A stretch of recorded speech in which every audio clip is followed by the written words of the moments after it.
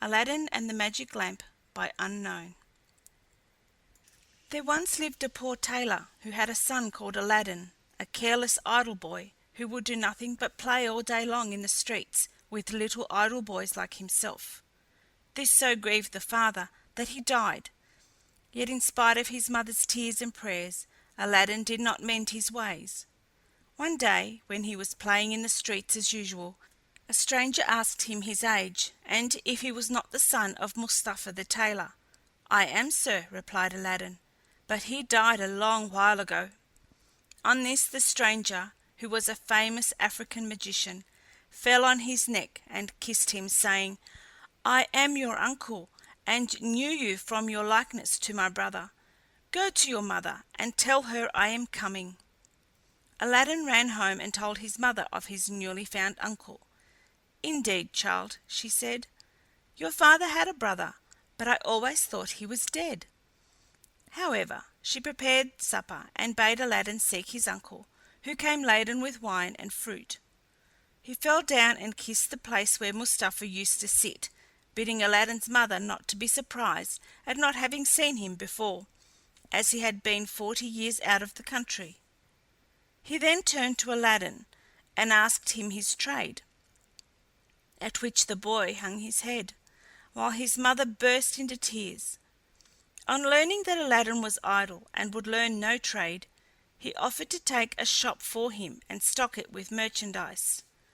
Next day he bought Aladdin a fine suit of clothes, and took him all over the city, showing him the sights, and brought him home at nightfall to his mother, who was overjoyed to see her son so fine.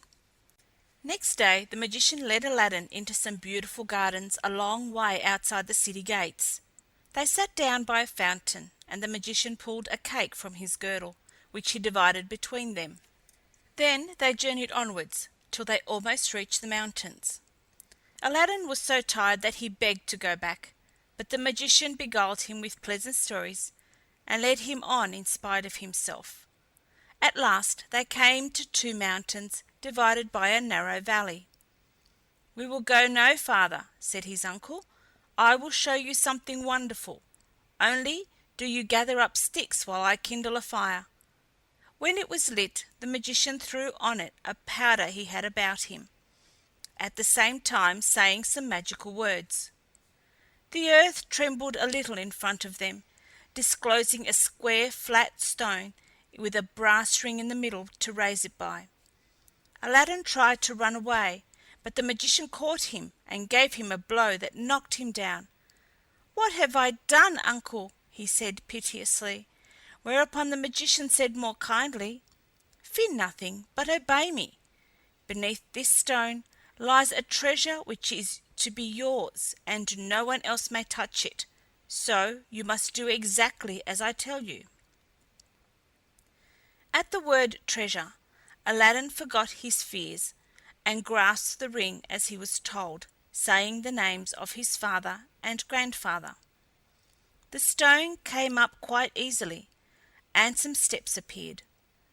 "Go down," said the magician. "At the foot of those steps you will find an open door leading into 3 large halls. Tuck up your gown and go through them without touching anything, or you will die instantly. These halls lead into a garden of fine fruit trees. Walk on till you come to a niche in a terrace where stands a lighted lamp. Pour out the oil it contains and bring it to me." He drew a ring from his finger and gave it to Aladdin, bidding him prosper. Aladdin found everything as the magician had said, gathered some fine fruit off the trees, and having got the lamp, arrived at the mouth of the cave. The magician cried out in a great hurry, "Make haste and give me the lamp." This Aladdin refused to do until he was out of the cave.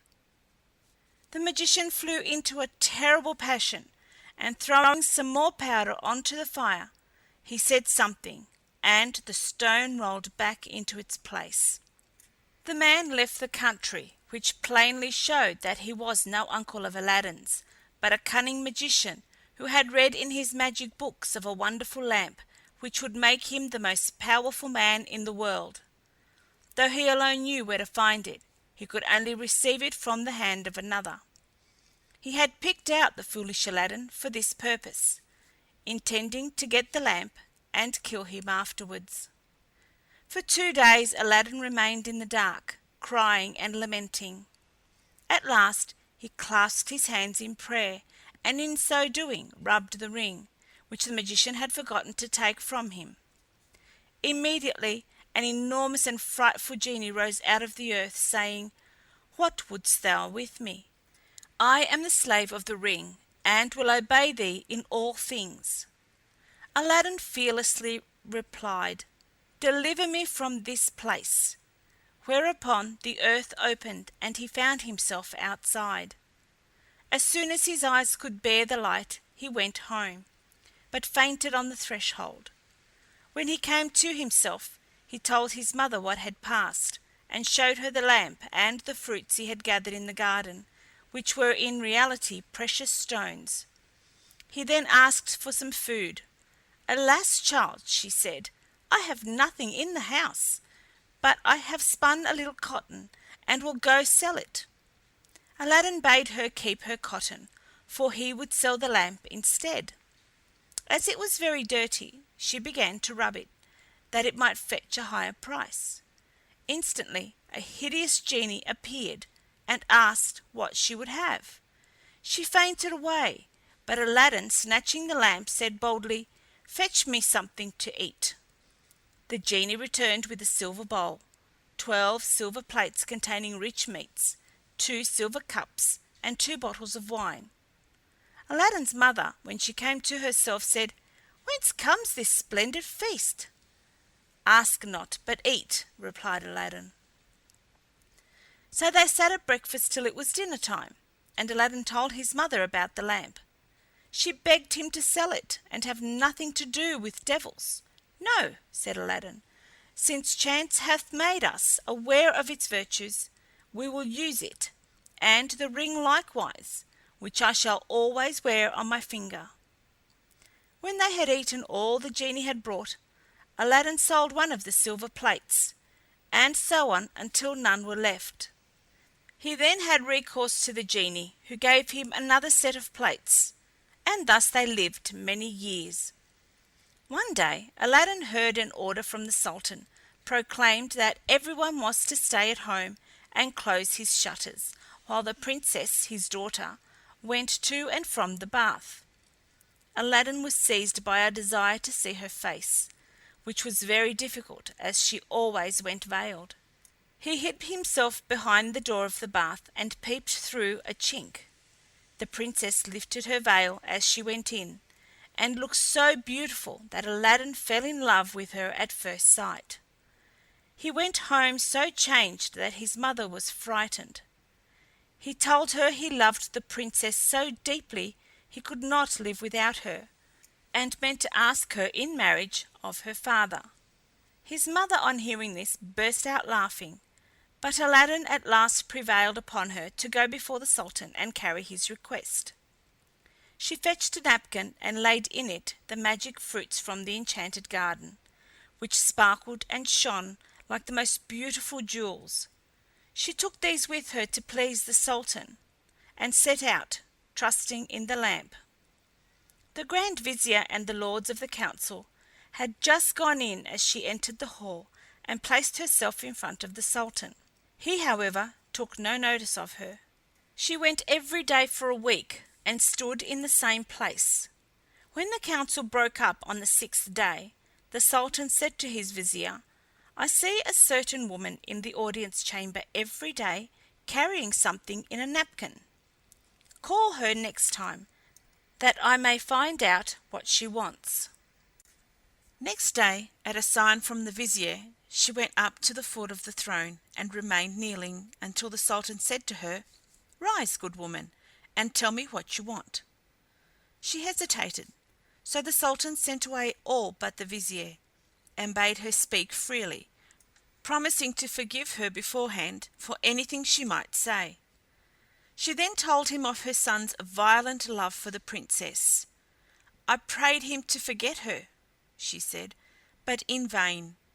He threatened to do some desperate deed if I refused to go and ask your majesty for the hand of the princess. Now I pray you to forgive not me alone, but my son Aladdin." The Sultan asked her kindly what she had in the napkin, whereupon she unfolded the jewels and presented them. He was thunderstruck, and turning to the vizier said, "What sayest thou? Ought I not to bestow the princess on one who values her at such a price?"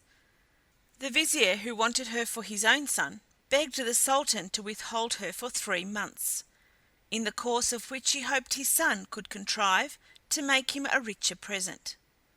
The Sultan granted this, and told Aladdin's mother that, though he consented to the marriage, she must not appear before him again for 3 months. Aladdin waited patiently for nearly 3 months, but after 2 had elapsed, his mother, going into the city to buy oil, found everyone rejoicing, and asked what was going on.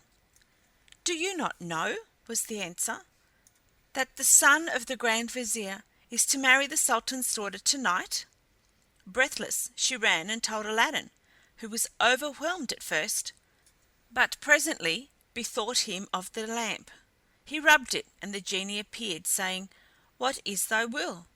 Aladdin replied, "The Sultan, as thou knowest, has broken his promise to me, and the vizier's son is to have the princess. My command is that tonight you bring hither the bride and bridegroom." "Master, I obey," said the genie. Aladdin then went to his chamber, where, sure enough, at midnight the genie transported the bed containing the vizier's son and the princess. "Take this new married man," he said, "and put him outside in the cold, and return at daybreak." Whereupon the genie took the vizier's son out of bed, leaving Aladdin with the princess. "Fear nothing," Aladdin said to her. "You are my wife, promised to me by your unjust father, and no harm will come to you." The princess was too frightened to speak, and passed the most miserable night of her life, while Aladdin lay down beside her and slept soundly. At the appointed hour, the genie fetched in the shivering bridegroom, laid him in his place, and transported the bed back to the palace. Presently the Sultan came to wish his daughter good morning. The unhappy vizier's son jumped up and hid himself, while the princess would not say a word and was very sorrowful. The Sultan sent her mother to her, who said, "How comes it, child, that you will not speak to your father? What has happened?" The princess sighed deeply, and at last told her mother how during the night the bed had been carried into some strange house, and what had passed there. Her mother did not believe her in the least, and bade her rise and consider it an idle dream. The following night exactly the same thing happened, and next morning, on the princess's refusing to speak, the Sultan threatened to cut off her head.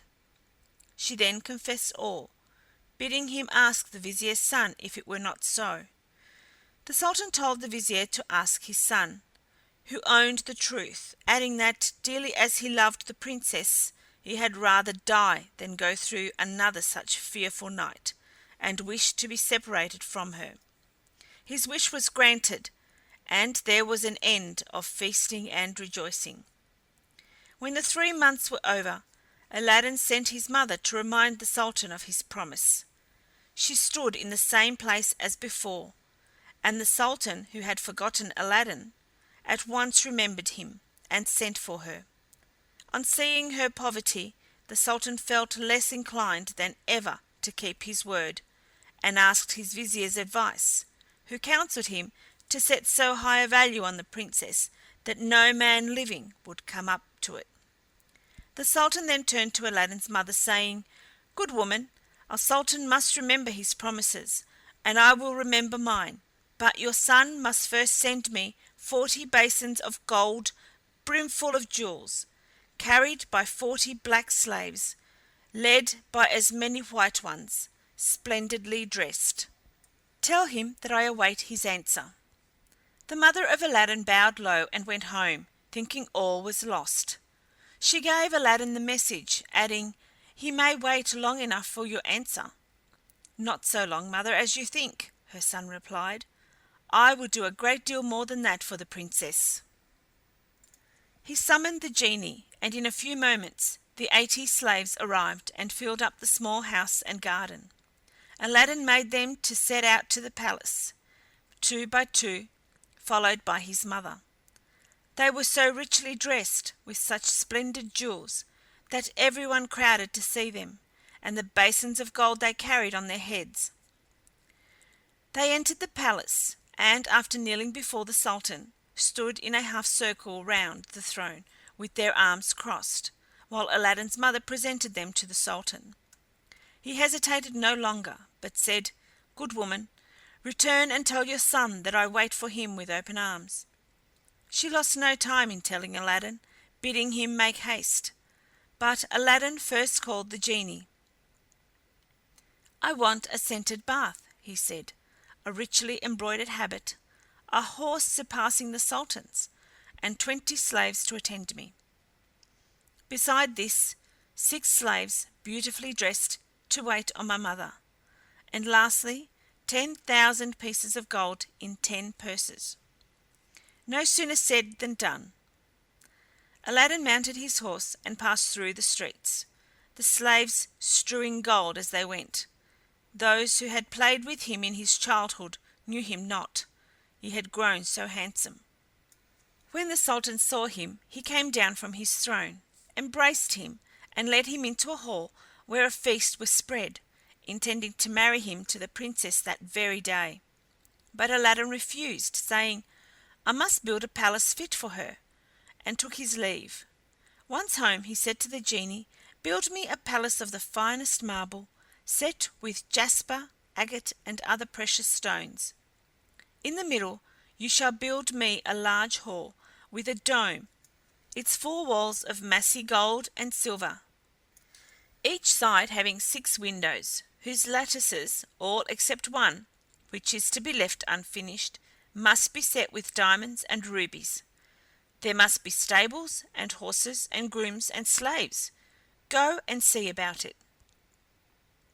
The palace was finished the next day, and the genie carried him there and showed him all his orders faithfully carried out, even to the laying of a velvet carpet from Aladdin's palace to the Sultan's. Aladdin's mother then dressed herself carefully and walked to the palace with her slaves, while he followed her on horseback. The Sultan sent musicians with trumpets and cymbals to meet them, so that the air resounded with music and cheers. She was taken to the princess, who saluted her and treated her with great honor. At night the princess said good-bye to her father and set out on the carpet for Aladdin's palace, with his mother at her side, and followed by the 100 slaves. She was charmed at the sight of Aladdin, who ran to receive her. "Princess," he said, "blame your beauty for my boldness, if I have displeased you." She told him that, having seen him, she willingly obeyed her father in this matter. After the wedding had taken place, Aladdin led her into the hall, where a feast was spread, and she supped with him, after which they danced till midnight. Next day Aladdin invited the Sultan to see the palace. On entering the hall with the 24 windows with their rubies, diamonds, and emeralds, he cried, "It is a world's wonder! There is only one thing that surprises me. Was it by accident that one window was left unfinished?" "No, sir, by design," returned Aladdin. "I wished your Majesty to have the glory of finishing this palace." The Sultan was pleased, and sent for the best jewelers in the city. He showed them the unfinished window, and bade them fit it up like the others. "Sir," replied their spokesman, "we cannot find jewels enough." The Sultan had his own fetched, which they soon used, but to no purpose, for in a month's time the work was not half done. Aladdin, knowing that their task was vain, bade them undo their work and carry the jewels back, and the genie finished the window at his command. The Sultan was surprised to receive his jewels again, and visited Aladdin, who showed him the window finished. The Sultan embraced him, the envious vizier meanwhile hinting that it was the work of enchantment. Aladdin had won the hearts of the people by his gentle bearing. He was made captain of the Sultan's armies and won several battles for him, but remained as courteous as before, and lived thus in peace and contentment for several years. But far away in Africa the magician remembered Aladdin, and by his magic arts discovered that Aladdin, instead of perishing miserably in the cave, had escaped and had married a princess, with whom he was living in great honour and wealth. He knew that the poor tailor's son could only have accomplished this by means of the lamp, and travelled night and day till he reached the capital of China, bent on Aladdin's ruin. As he passed through the town, he heard people talking everywhere about a marvellous palace. "Forgive my ignorance," he asked. "What is the palace you speak of?" "Have you not heard of Prince Aladdin's palace?" was the reply. "The greatest wonder in the world? I will direct you if you have a mind to see it." The magician thanked him who spoke, and, having seen the palace, knew that it had been raised by the genie of the lamp, and became half mad with rage. He determined to get hold of the lamp, and again plunge Aladdin into the deepest poverty. Unluckily, Aladdin had gone a-hunting for 8 days, which gave the magician plenty of time. He bought 12 lamps, put them into a basket, and went to the palace, crying, "New lamps for old," followed by a jeering crowd.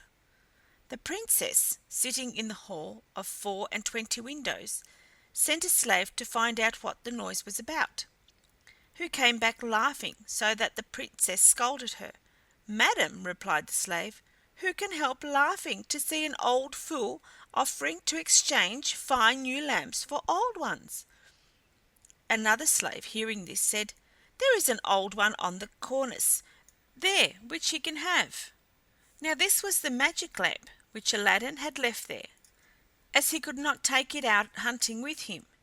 The princess, not knowing its value, laughingly bade the slave take it and make the exchange. She went and said to the magician, "Give me a new lamp for this." He snatched it and bade the slave take her choice, amid the jeers of the crowd. Little he cared, but left off crying his lamps, and went out of the city gates to a lonely place, where he remained till nightfall, when he pulled out the lamp and rubbed it. The genie appeared, and at the magician's command carried him, together with the palace and the princess in it, to a lonely place in Africa. Next morning the Sultan looked out of the window towards Aladdin's palace, and rubbed his eyes, for it was gone. He sent for the vizier, and asked what had become of the palace. The vizier looked out too, and was lost in astonishment.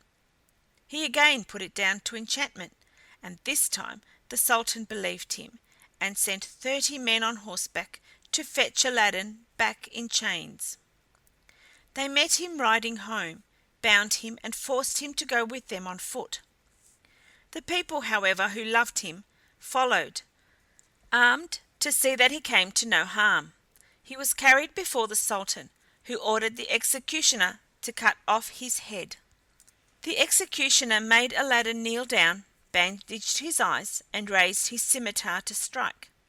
In that instant the vizier, who saw that the crowd had forced their way into the courtyard and were scaling the walls to rescue Aladdin, called to the executioner to stay his hand. The people, indeed, looked so threatening that the Sultan gave way and ordered Aladdin to be unbound, and pardoned him in the sight of the crowd. Aladdin now begged to know what he had done. "False wretch," said the Sultan, "come hither," and showed him from the window the place where his palace had stood. Aladdin was so amazed he could not say a word. "Where is your palace and my daughter?" demanded the Sultan. "For the first I am not so deeply concerned, but my daughter I must have, and you must find her, or lose your head." Aladdin begged for 40 days in which to find her, promising, if he failed, to return to suffer death at the Sultan's pleasure. His prayer was granted, and he went forth sadly from the Sultan's presence. For 3 days he wandered about like a madman, asking everyone what had become of his palace. But they only laughed and pitied him. He came to the banks of a river, and knelt down to say his prayers before throwing himself in. In doing so, he rubbed the ring he still wore. The genie he had seen in the cave appeared, and asked his will. "Save my life, genie," said Aladdin, "and bring my palace back." "That is not in my power," said the genie. "I am only the slave of the ring. You must ask him of the lamp." "Even so," said Aladdin, "but thou canst take me to the place, and set me down under my dear wife's window." He at once found himself in Africa, under the window of the Princess, and fell asleep out of sheer weariness. He was awakened by the singing of the birds, and his heart was lighter.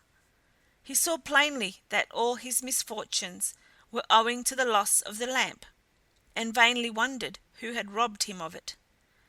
That morning the Princess rose earlier than she had done since she had been carried into Africa by the magician, whose company she was forced to endure once a day. She, however, treated him so harshly that he dared not live there altogether. As she was dressing, one of her women looked out and saw Aladdin. The Princess ran and opened the window, and at the noise she made, Aladdin looked up. She called to him to come to her, and great was the joy of these lovers at seeing each other again. After he had kissed her, Aladdin said, "I beg of you, Princess, in God's name, before we speak of anything else, for your own sake and mine, tell me what has become of an old lamp I left on the cornice in the hall of 24 windows when I went a-hunting." "Alas," she said, "I am the innocent cause of our sorrows," and told him of the exchange of the lamp. "Now I know," cried Aladdin, "that we have to thank the African magician for this. Where is the lamp?" "He carries it about with him," said the Princess. "I know, for he pulled it out of his breast to show me. He wished me to break my faith with you and marry him, saying that you were beheaded by my father's command. He is forever speaking ill of you, but I only reply by my tears. If I persist, I doubt not but he will use violence." Aladdin comforted her and left her for a while. He changed clothes with the first person he met in the town, and having bought a certain powder, returned to the Princess, who let him in by a little side door. "Put on your most beautiful dress," he said to her, "and receive the magician with smiles, leading him to believe that you have forgotten me. Invite him to sup with you, and say you wish to taste the wine of his country. He will go for some, and while he is gone, I will tell you what to do." She listened carefully to Aladdin, and when he left her, arrayed herself gaily for the first time since she left China. She put on a girdle and headdress of diamonds, and seeing in a glass that she was more beautiful than ever, received the magician, saying to his great amazement, "I have made up my mind that Aladdin is dead, and that all my tears will not bring him back to me, so I am resolved to mourn no more, and have therefore invited you to sup with me. But I am tired of the wines of China, and would fain taste those of Africa." The magician flew to his cellar, and the Princess put the powder Aladdin had given her in her cup. When he returned, she asked him to drink her health in the wine of Africa, handing him her cup in exchange for his, as a sign she was reconciled to him. Before drinking, the magician made her a speech in praise of her beauty, but the Princess cut him short, saying, "Let us drink first, and you shall say what you will afterwards."